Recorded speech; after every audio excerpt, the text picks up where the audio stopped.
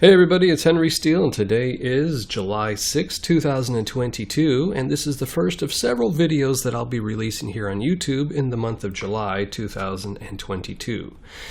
Now this first video is going to be about squaring the range. Squaring the range is a technique to anticipate changes in trends or even accelerations in trends.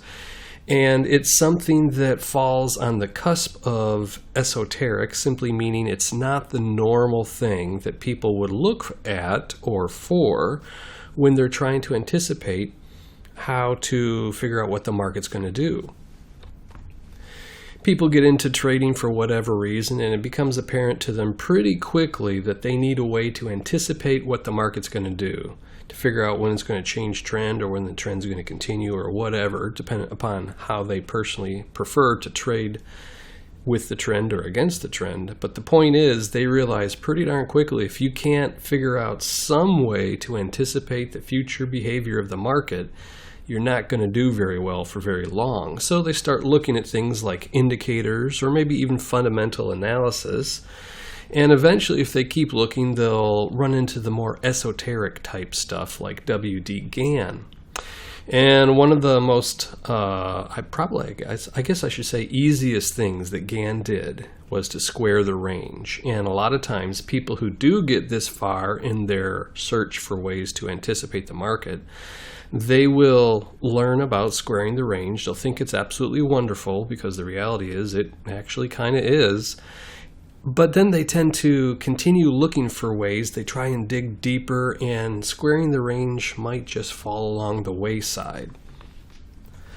The type of people who actually go far enough to look into the more esoteric types of anticipating the market, those tend to be the types of people who want to continually look for more and more and more information and maybe aren't the best at implementing the information.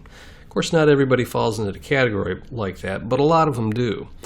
So because of that, they'll discover squaring the range, and they'll think, oh, this is really good, and then they move on to the next thing. And this video is just to remind folks that squaring the range can be a powerful tool.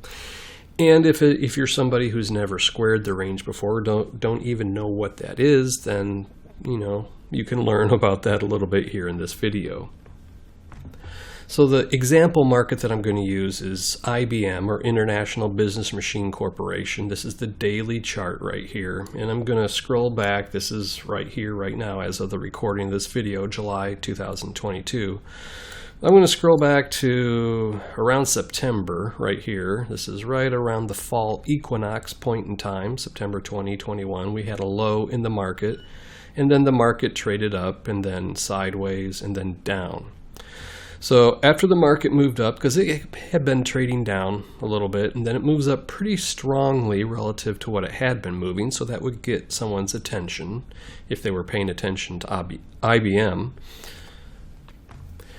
And then after this top right here on October 4th, we kind of start moving sideways to down just a little bit. So this would be a really good swing to measure. So squaring the range, all that actually means is measuring from a bottom to a top or a top to a bottom and seeing how many points the market has moved. In this case, IBM moved up 12.63 points, which rounded to whole points is 13, closer to 13 than 12. So now that we've seen how many points the market moved in this particular move up right here, we would anticipate that if we change this number, 12.63 or 13 rounded, to a number of days or candles, that we would anticipate there to be some sort of change in trend. So what we have here is 13. So we're going to measure from this point in days, and we see that this top right here, this green candle right here, happens at the 11th day. And then this red candle that comes right after it happens on the 14th day. Now that means that there was a weekend in between, so that 13th day falls on the weekend. But we actually did get a good response right here. We had, from measuring this swing right here, we got the number 13. We added 13 days to this point right here, And we get this top part right here where the market trades down, actually quite significantly. If we measure the number of actual candles, we could just measure from the same point right there and get to 12, 13 is right here. And what we actually get right here, instead of a top or a bottom, we actually get a breakout. And that's something that you need to be aware of when squaring the range, or really a lot of forecasting methods. You're not just going to get tops or bottoms, you will also get breakouts. So this right here, the market was already kind of trending down right here. I guess you could say that there was a very slight uptrend here, and that's kind of flimsy right there. I mean, it's an up candle, yes, but it's not really a change in trend at that point. And on the 13th bar, which is right here, we continue down dramatically. So when you get a continuation like this, you can anticipate that the market will continue in that direction, in this case down, for a while. Now if I measure from this top right here all the way down to this bottom right here, we see that it's 24.89 points, so rounded to 25 points. So if we measure from here 25 calendar days, we land right here. And you can see that's not a top or a bottom right there, but if you look, it is a breakout.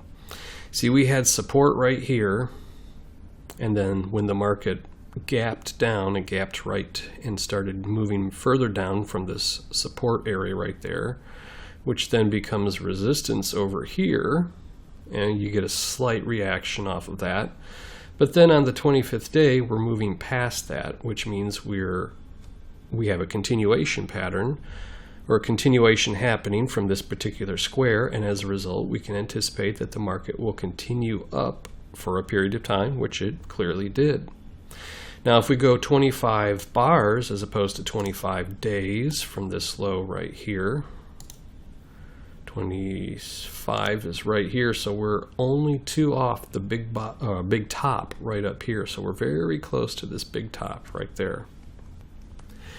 And I'll give one last example. We'll measure from this bottom right here all the way up to this top right here. We see that this is 27.64 points. And that rounds to 28, of course. So if we measure from this top right here, 28 calendar days into the future, 27, 28, we find that we're just a couple off from the very top price that was traded in this swing up right here before we had a big significant move down. Now, if instead we use 28 bars or candles, we would measure from here and just measure 28 out into the future. And there we go. We have a failure, so to speak. This is really close to a breakout, but it's kind of iffy because we have a bottom here, we have a bottom here, we have bottom of a candle right there, the actual body of the candle right there. But this isn't really at either one of these places, so we would consider this to be a failure. There's no top, there's no bottom. I mean, we could look at it as a breakout, but that's kind of, depends on what your rule set is exactly. But in all honesty, we're looking at a failure here. And one thing to understand is when you're making forecasts like this, based on mathematics or geometry or cycles, things of that nature, when you have a failure like this, it almost always happens at the halfway point. So even though we had a failure within the methodology right here, so to speak, we were able to get some information from that failure. It wasn't anywhere where we'd expect there to be necessarily a breakout, and we didn't get a bottom like we might expect. The market didn't continue to move up, or actually rather make a bottom and then move up. It actually continued to move down. So we can look at that as a failure and then anticipate that the market will move the same distance from here to here. This same amount of price movement, we can expect it to move down lower, and we can tell just by looking at it that it did so. So anyway, I'm going to go ahead and end the video right about here. It's not a complex idea, squaring the range. And you don't have to just use days. You can use weeks and months. You can use the hourly chart. even a minute chart if you want to. You can do it on any time frame. You'll have to experiment with your particular market that you like to see how well it works on it. Some markets it works really well on, other markets not so well. So if you find a market that it seems to work pretty decently on, you'll probably want to stick with that market when using this methodology. So anyway, until next week, this is hwsteele. I'll talk to you later.